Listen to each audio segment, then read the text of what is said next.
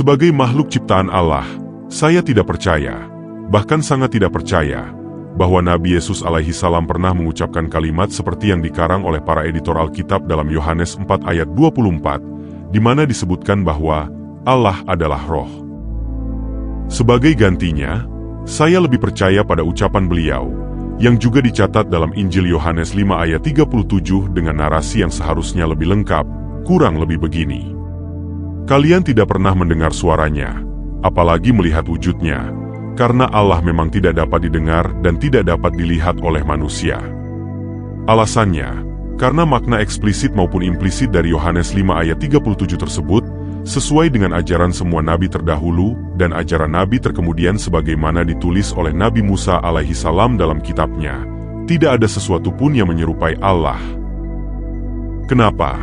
Pertama, karena yang terdengar dan terlihat, sudah pasti adalah ciptaan, sedangkan Allah tidak sama dan tidak menyerupai apapun dari seluruh ciptaannya, apalagi menyerupai Tuhan hasil ciptaan manusia. Kedua, kalimat dalam Yohanes 4 ayat 24 itu dikarang oleh penulisnya kurang lebih 80 tahun setelah Nabi Yesus alaihi salam sendiri tiada. Artinya, dia tidak pernah menjadi saksi mata dan mendengar sendiri bahwa memang benar Nabi Yesus alaihi salam pernah berkata bahwa Allah adalah roh. Di samping itu, tidak pernah jelas pula kata apa dan dalam bahasa apa yang sesungguhnya tertulis dalam Yohanes 4 ayat 24 itu pada awalnya.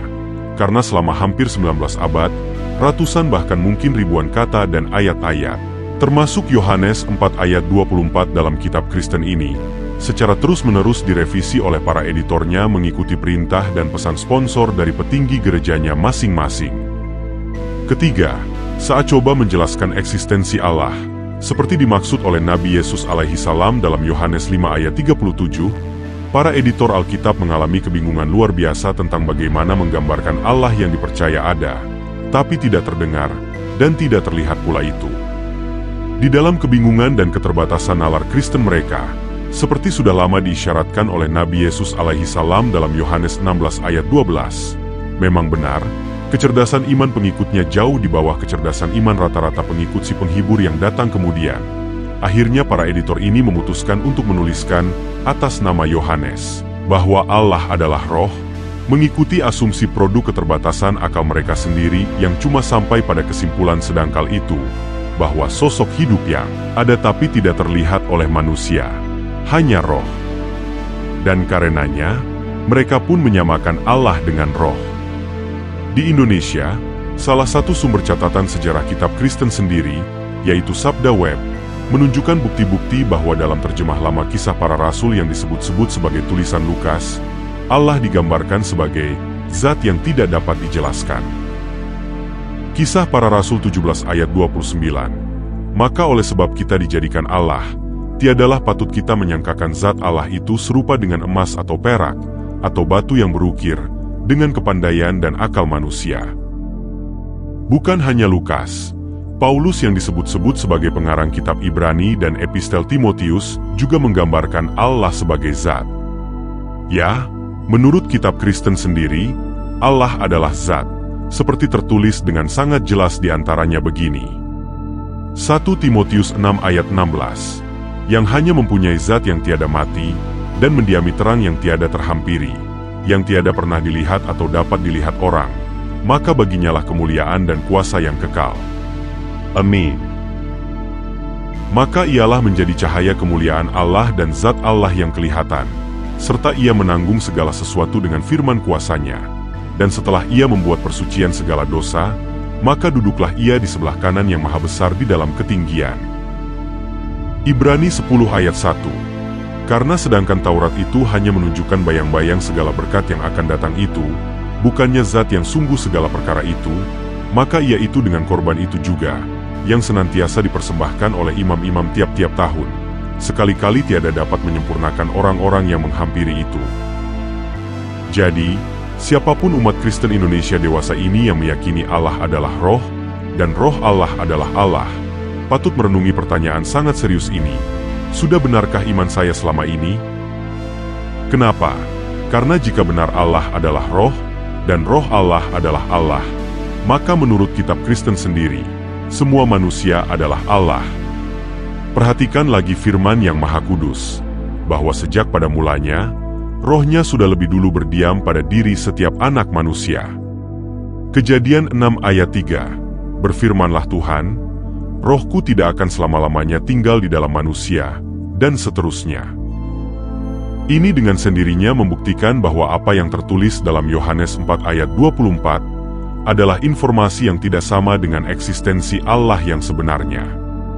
Atau dengan kata lain, iman Kristen adalah iman yang tidak sama dengan iman yang dikehendaki oleh Allah. Lalu, bagaimanakah agar iman kita sesuai dengan iman yang dikehendaki oleh Allah?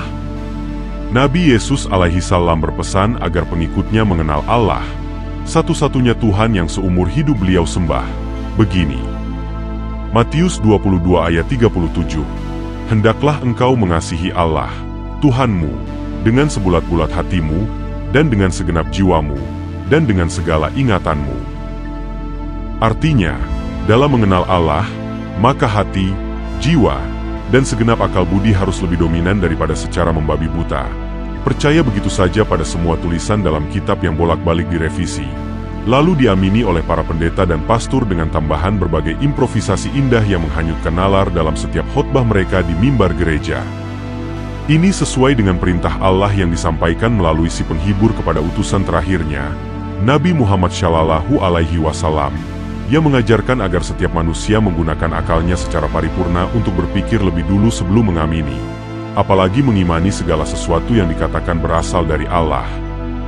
Misalnya saja berpikir logis, bahwa mustahil Nabi Yesus alaihi salam mengajak pengikutnya untuk kembali ke zaman Neolitikum di mana manusia pada zaman purba tersebut, sekitar 10.000 tahun sebelum beliau lahir, umumnya adalah penyembah roh, dikenal dengan sebutan animisme dan dinamisme, yang pada zaman itu merekayasa sesembahan mereka dalam bentuk fisik seperti menhir, pahatan batu atau kayu, dan lain-lain, yang sangat mirip dengan pahatan kayu salib atau patung Yesus alaihi salam, yang dewasa ini banyak kita temui di tempat-tempat ibadah, atau di rumah-rumah pengikut Paulus.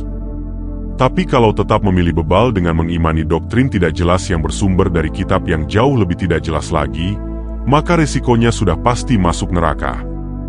Di dalam Al-Quran, Allah, Tuhannya Nabi Yesus alaihi salam berfirman, dan tidak ada seorang pun akan beriman, kecuali dengan izin Allah, dan Allah menimpakan kemurkaan kepada orang-orang yang tidak mempergunakan akalnya. Quran Surah Yunus ayat 100. Demikian, semoga Allah berkenan mencurahkan hidayahnya untuk kita semua. Amin. Salam bagi umat yang mengikuti petunjuk.